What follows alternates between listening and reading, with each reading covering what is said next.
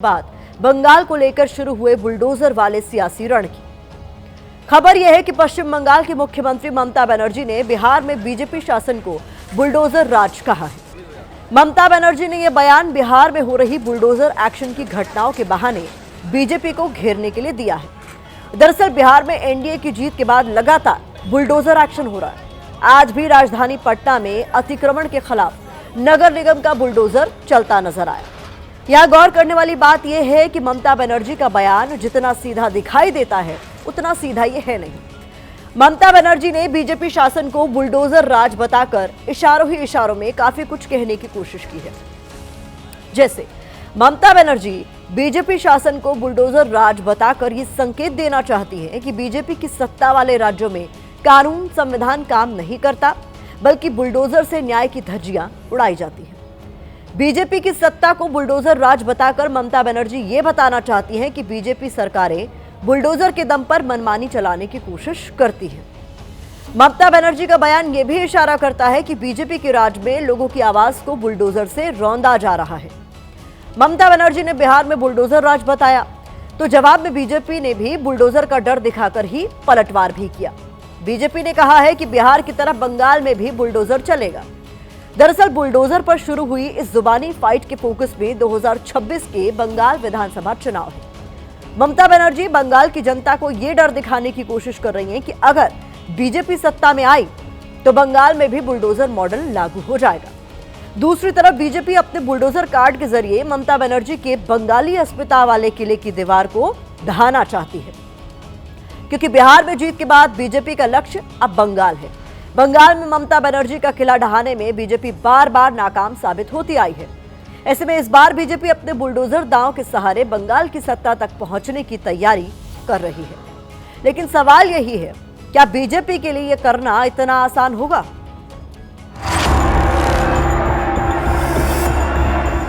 BJP की आदत रही है कि चुनाव से पहले 10,000 रुपए और चुनाव के बाद वहां बुलडोजर। अब पश्चिम बंगाल की मुख्यमंत्री ममता बनर्जी ने बुलडोजर वाला बयान क्यों दिया, इसकी सियासी गहराई समझना जरूरी है। बुलडोजर एक्शन को बीजेपी सीधे कानून व्यवस्था से जोड़ती है। बुलडोजर को अपराधियों माफियाओं के खिलाफ कानूनी हथियार के तौर पर पेश करती है। बीजेपी पश्चिम बंगाल में भी कानून व्यवस्था का मुद्दा उठाती रही है। आर्जिकर रेप केस और वक्फ कानून को लेकर हुई हिंसा के बहाने ममता सरकार की लॉ एंड ऑर्डर को कटघरे में खड़ा करती रही है। बिहार की जीत के बाद पीएम मोदी ने भी कहा कि अब मिलकर बंगाल के जंगल राज को खत्म करेंगे। बिहार ने बंगाल में भाजपा की विजय का रास्ता भी बना दिया है। मैं बंगाल के भाइयों बहनों को भी आश्वस्त करता हूं, अब भाजपा आपके साथ मिलकर पश्चिम बंगाल से भी जंगल राज को उखाड़ फेंकेगी। ऐसे में इस बात की पूरी संभावना है कि 2026 के विधानसभा चुनाव में बीजेपी खराब कानून व्यवस्था को बढ़ चढ़कर ममता सरकार के खिलाफ हथियार बनाए। उधर ममता बनर्जी भी सियासत की माहिर खिलाड़ी है। वो बीजेपी की रणनीति को समझ रही है। यही वजह है कि वो चुनाव से पहले ही बंगाल की जनता को बुलडोजर का डर दिखा रही है। साथ ही बीजेपी के फ्रीबीज मॉडल को भी टारगेट कर रही है। कृपया याद रखें, बीजेपी की आदत रही है कि चुनाव से पहले 10,000 रुपए और चुनाव के बाद वहां बुलडोजर राज। ममता बनर्जी ने बीजेपी शासन को बुलडोजर राज कहा तो बीजेपी ने कह दिया कि बिहार की तरह बंगाल में भी बुलडोजर चलेगा। यानी यूपी और बिहार के बाद बीजेपी की रणनीति बंगाल में बुलडोजर वाले नैरेटिव के सहारे सत्ता के रण में कूदने की है। ममता बनर्जी जो है दिग्भ्रमित हो गई है। ममता बनर्जी ने इतना गलती की है कि चुनाव हारेगी और उसके बाद जेल के अंदर जाएगी। जहां जहां नाजायज होगा वहां वहां बुलडोजर चलेगा। फिलहाल लगता यह है कि ममता बनर्जी ने बीजेपी को फंसाने के लिए बुलडोजर वाला चक्रव्यूह रच दिया है और बीजेपी इस चक्रव्यूह में फंसती हुई नजर भी आ रही है। बिहार की जीत हमारी है, अगली बारी बंगाल की है, क्योंकि दीदी जिस ढंग से एसआईआर में बांग्लादेशियों को बचाने का काम कर रहे हैं, क्योंकि बीजेपी दावा करती रही है कि बंगाल में बीजेपी सरकार आई तो घुसपैठियों को बाहर निकाला जाएगा, घुसपैठियों के ठिकानों को बुलडोजर से ढाया जाएगा। वहीं ममता बनर्जी आरोप लगाती हैं कि बीजेपी घुसपैठियों को टारगेट करने के बहाने बंगालियों पर अत्याचार कर रही है। ऐसे में वो बीजेपी के बुलडोजर दांव को बंगाली अस्मिता से जोड़ देती है और बंगाल अस्मिता की दीवार ऐसी है जिसके सहारे ममता बनर्जी की सत्ता का किला मजबूती से खड़ा है। 2016 और 2021 दोनों चुनाव में ममता बनर्जी ने बंगाली अस्मिता कार्ड को अपनी जीत का ब्रह्मास्त्र बनाकर रखा है। ममता बनर्जी ने बंगाल में सांस्कृतिक राष्ट्रवाद और बंगाली अस्मिता की भावना वाली चुंबक से वोटरों को अपने साथ जोड़कर रखा है। ममता बनर्जी बीजेपी को बाहरी बताती है और बीजेपी की राजनीति को बंगाली भावना और संस्कृति के खिलाफ बताती है। बीते 2 चुनाव से ममता बनर्जी का ये फॉर्मूला हिट भी साबित हुआ, लेकिन वक्त के साथ इस दांव की धार कुछ कमजोर भी पड़ी है, क्योंकि भावनात्मक नारों का ज्यादा इस्तेमाल होता है तो वो बेअसर होने लगते हैं। यही वजह है कि इस बार ममता बनर्जी बंगाल में SIR को भी बीजेपी के खिलाफ मुद्दा बना रही है। टीएमसी का प्रतिनिधिमंडल चुनाव आयोग से भी मिला। चुनाव आयोग से मिलकर टीएमसी ने जो संकेत दिया है उससे अपने चुनाव प्रचार की दिशा तय कर दी है। टीएमसी वोट शुद्धिकरण की प्रक्रिया को बंगाली वोट काटने का हथियार बता रही है। यानी वक्त बदला है, देश की राजनीति बदली है, लेकिन बंगाल में ममता बनर्जी की रणनीति इस बार भी वही दिखती है। ममता बनर्जी आरोप लगाती हैं कि बीजेपी बंगाल के साथ भेदभाव कर रही है। केंद्र की बीजेपी शासित मोदी सरकार बंगाल के हिस्से का पैसा रोक रही है। इसको लेकर आज टीएमसी के सांसदों ने संसद परिसर में प्रदर्शन भी किया। वहीं ममता बनर्जी बीजेपी के दांव पेच का उसी के अंदाज में जवाब दे रही है। जैसे बीजेपी बंगाल की कानून व्यवस्था के मुद्दे पर ममता सरकार को घेर रही है, तो ममता बनर्जी बुलडोजर राज का डर दिखाकर बीजेपी के हमलों को फेल करने की कोशिश कर रही है। बीजेपी हिंदुत्व और भगवान राम के सहारे बंगाल में सत्ता तक पहुंचने की कोशिश कर रही है, तो दूसरी ओर ममता बनर्जी ने बीजेपी की राम नाम वाली राजनीति की काट में दुर्गा पूजा को भव्य रूप दिया है। हालांकि ममता बनर्जी के बंगाली अस्मिता कार्ड के सामने अभी कई चुनौतियां खड़ी हैं, क्योंकि बीजेपी भी इस पिच पर उतरकर ममता को मात देने की कोशिश में जुटी है। पीएम मोदी इसी साल जुलाई महीने में बंगाल जाते हैं तो बंगाली अस्मिता को लेकर ममता बनर्जी पर हमला करते हैं। क्या हालत हो गई है, बंगाल में हिंदुओं के साथ क्या हो रहा है। यहां हिंदुओं को दोयम दर्जे का नागरिक बना करके रख दिया है।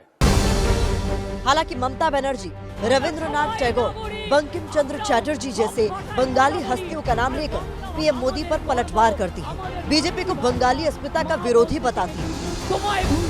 हम तो सोचता है बांग्ला भाषा में बात करने से अब डर जाता है, इसी के लिए कि बांग्ला ने रविंद्रनाथ ठाकुर को जन्म दिया, बंकिम चंद्र को जन्म दिया, नजरुल को दिया, बाबा साहेब अम्बेडकर बांग्ला से MP हुआ, आपका पता नहीं है। उधर 2026 में बीजेपी भी बंगाली प्रतीकों के सहारे ममता बनर्जी को पटकनी देने की रणनीति तैयार कर रही है। बीजेपी ने कुछ वक्त पहले समिक भट्टाचार्य को बंगाल बीजेपी का अध्यक्ष बनाया। समिक भट्टाचार्य के मंच पर मां काली की तस्वीर ने बंगाली वोटरों को संकेत देने का काम किया। लेकिन जब केंद्रीय मंत्री गिरिराज सिंह ममता सरकार को घुसपैठियों और रोहिंग्या की सरकार बताते हैं, तो टीएमसी इसे पूरे बंगालियों के अपमान से जोड़ देती है। बांग्लादेशी घुसपैठी देश के दुश्मन, उनको वोट बैंक बना करके देश को टुकड़े टुकड़े करने की साजिश ममता बनर्जी की सरकार कर रही है। घुसपैठियों का मुद्दा किसके साथ जुड़ा हुआ है? बॉर्डर के साथ। बॉर्डर का जिम्मेदारी किसकी है? अमित शाह जी की। तो घुसपैठियों अगर है वो तो जिम्मेदारी होम मिनिस्ट्री की होगी। ममता बनर्जी ऐसा कोई मौका नहीं छोड़ती जब बीजेपी पर हमले के बहाने बंगाली अस्मिता वाले हथियार की धार को तेज करने का काम न किया जाए। जैसे असम में कांग्रेस कार्यकर्ता ने आमार सोनार बांग्ला गाया, जो बांग्लादेश का राष्ट्रगान भी है। इस पर असम के मुख्यमंत्री हिमंता बिस्वा शर्मा ने उसके खिलाफ राजद्रोह का मुकदमा दर्ज करा दिया। हिमंता सरकार के इस कदम ने रविंद्रनाथ टैगोर का सम्मान करने वाले हर बंगाली की भावनाओं को ठेस पहुंचाने का काम किया। ये सब लोगों को सब डिटेंशन कैंप में डाल दिया है। बात करते थे, हमारा पास पूरा इंफॉर्मेशन है। ये देखिए पूरा के पड़ेगा तो 1000 नाम को मेरे को पढ़ना पड़ेगा। আমরা सब भाषा के सम्मान करी, हिंदी को भी हम प्यार करते हैं, हम गुजराती को भाषा को भी प्यार करते हैं, हम मराठी भाषा को भी प्यार करते हैं, हम राजस्थानी भाषा को भी प्यार करते हैं, हम हर लैंग्वेज को प्यार करते हैं। लेकिन आप बांग्ला भाषा का ऊपर संतरास क्यों कर रहे हैं? क्यों कर रहे हैं? इस बीच 2026 के चुनाव में बीजेपी ममता सरकार के खिलाफ कानून व्यवस्था, भ्रष्टाचार, घुसपैठ, महिला सुरक्षा और तुष्टीकरण को मुद्दा बनाने की कोशिश कर रही है। उधर ममता बनर्जी बीजेपी को बाहरी बताकर बंगाली अस्मिता के कार्ड पर ही आगे बढ़ सकती है। हम बंगाल चुनाव में जाएंगे तो वहाँ के अपराध के मुद्दे पर जाएंगे, वहाँ के कानून व्यवस्था के मुद्दे पर जाएंगे, वहाँ जो बांग्लादेशियों के और रोहिंग्याओं को शरण मिल रही है उसके मुद्दे पर जाएंगे। ममता बनर्जी मुद्दा से भटकाना चाहती हैं। ऐसा लगता है जैसे बुलडोजर प्रशासन ही सबसे बड़ा सुशासन है। यदि बुलडोजर नहीं चलेगा तो सुशासन नहीं आएगा। जिस तरीके से घुसपैठ का मुद्दा बढ़ रहा है उससे आगे चल के चुनाव फिर से वही हिंदू और मुसलमान पे टिक सकता है। फिलहाल ममता बनर्जी ने बुलडोजर वाला बयान देकर बीजेपी की रणनीति को टटोलने की कोशिश की है। ममता बनर्जी ये देखना चाहती है कि 2026 का रण जीतने के लिए बीजेपी अपने तरकश से कौन कौन से सियासी तीर निकाल सकती है।